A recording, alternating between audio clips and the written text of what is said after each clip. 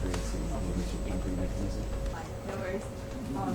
How they affect children, because most of the research. So my project specifically is looking at secondary blast injuries, so those are fractures second. And then when it gets to the end, normally we use ballistic gelatin, which is a surrogate for soft tissue. Yeah, so I can't really demo the gas gun because it's quite complicated, but I have some videos here behind them from the gas gun. So this is different fragments hitting at different velocities the gelatin.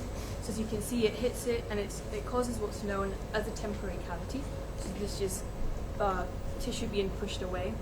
And then it's temporary because it eventually collapses and you're left with, as you can see, it collapses, it leaves you with this permanent cavity. So this is what we can see quite clearly in the gelatin.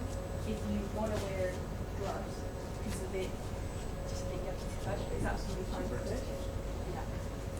And it's, what's the, is this simulating a 556, 762, or is it just the, is it a round specifically, or is it just the proportion? You can simulate specific rounds if you want. I think this is just random fragmentation. Yeah, so this, yeah, we do one fragment at a time. And just, yeah. And the difference of speed, this is a technical question, the difference of speed of a fragmentation like that compared to the high velocity round is what? Aren't you supposed to know?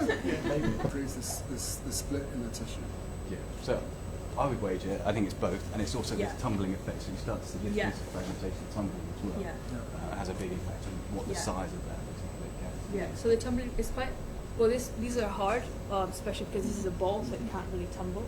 But for example, in bullets, you see because the center of mass is behind, so the bullet travels and then it's turning around, and that tumbling does cause a bit of damage. But yeah, it depends on the fragment, and yeah, the velocity. Different velocities will cause different.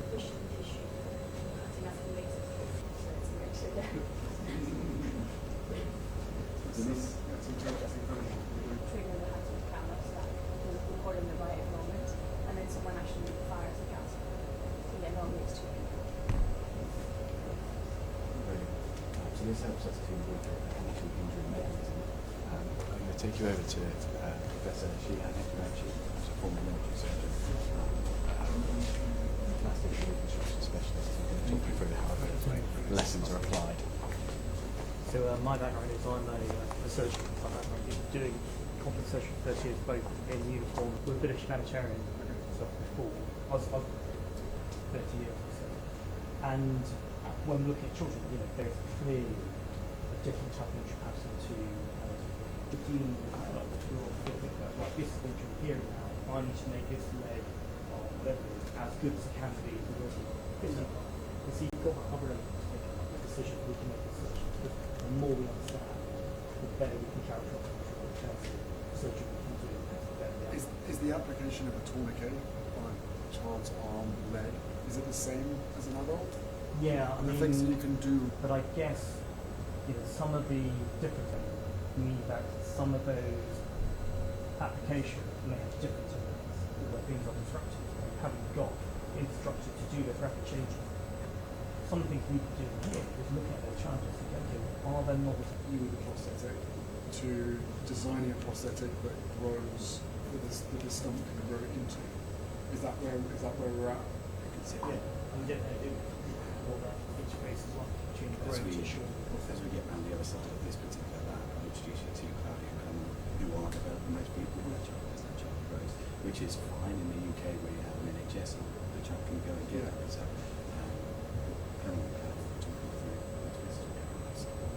I'd just like to introduce the wealth of knowledge that you have from all of these experiences. I mean, the good of this is the fact that it's all being. When we have a fracture combined with an open wound, which we see a lot in the blast injury situation, we often use a device called external fixator, connect directly to the bone fragments. This is a temporary device, but what we have in different countries.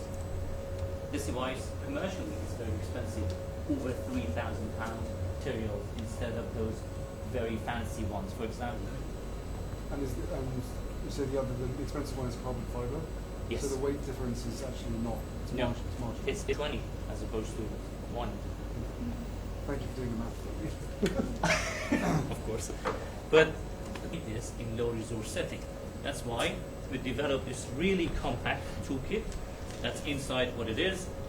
So with this toolkit, with really simple manufacturing equipments, so we have made this super simple so anyone can make it. I guarantee you I can train anyone in this lab in one day to make this device up to standard. That's something we have actually done.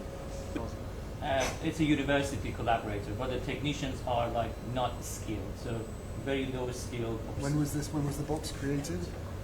A few years ago. And how much is the whole thing? It's £2,000, still less than one set of commercial external fixators. With this you can make thousands of parts. So this is a good value for money. And also we tested this in last year. We started developing a 3D printed version of this. If you look at the screen, they've just tested on the first page. Sometimes because it's still under development, but they can be used, yes. Really, trying it out in Rwanda, it's been in Gaza, it's been in Ukraine. Yeah. Now we are. No, as in you've been all over the world. I mean, I did my PhD in New Zealand, and I found this very large. You normally more see these on car manufacturing floors, but what we're actually using it for is recreating movements. So the system can simulate foot, ankle, knee, hip, spine, shoulder. That should get moving. And so what it's doing is it's calculating at the time what the muscles need to do to make this motion in the foot. So we've recorded this of a participant. Will the foot make any difference to the? It does. Like if you have your foot, for instance. So the difference is the fact that because this is a hard plastic, when we touch the ground, it's immediately like pushing really hard into the ground. There's not that sort of soft squish that you get with a heel pad. I'd love to introduce you to Claire Gideon, one of our favorite PhD students, and Dr. Conca, CEO of Ghost Technologies. Around the ankle joint, and the knee joint is basically like a door hinge, so it's quite unstable, so you try to put the foot slightly off, they raise the buckling of the foot on their knees, and then it's designed this research toolkit with children, for children, where basically we use cards and drawing activities to really start to understand what it is, and here in the UK to understand what are the requirements that are common to any children, because they're children, and which one are like specific to each setting, social norms or culture, and things like that. And children really know what they want, they know what works, what depending on their size. also technically like Enough space under the stump to fit all this complementary. So in the UK we have small enough components that you can start around 3-4. In humanitarian setting with this setup, the knee is quite big and they have to wait for like 6, 7, 8 years old. Walk around, and then you can also tune it to walk faster or run in the playground or something. And we're also trying to make it. It's a good looking map. So that lead would have met Steve, you know what. Can you hear anyway, or can you get dragged in? Happy day. I'm sure. Yeah. First time I saw one of these was in Sweden. Would be something similar, where it was like a simulation.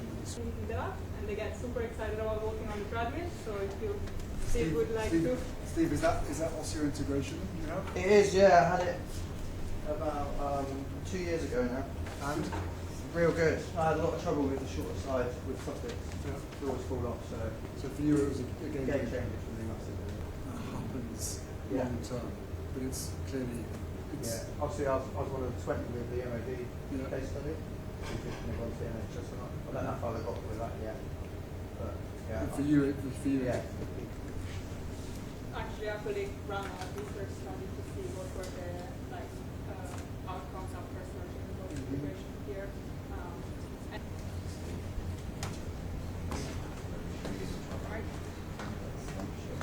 Change the speed. Potentially, you can also change for each belt. If you, for instance, want to train the prosthetic side to go faster, each limb, and then the markers that then we use to model the pelvis, side, trunk, and the foot, and we can look at like mass angles, muscle force activations, and speed.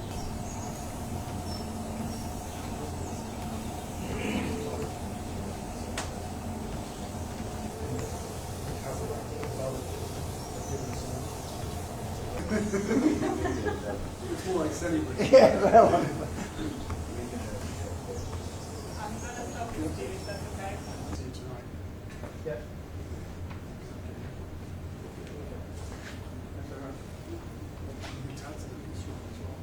All this space, what's that going to be for? I don't know yet. Might. That's a random something.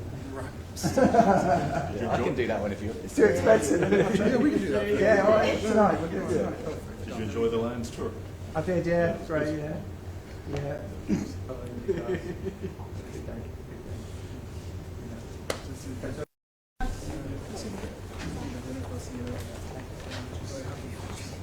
Sorry, mate.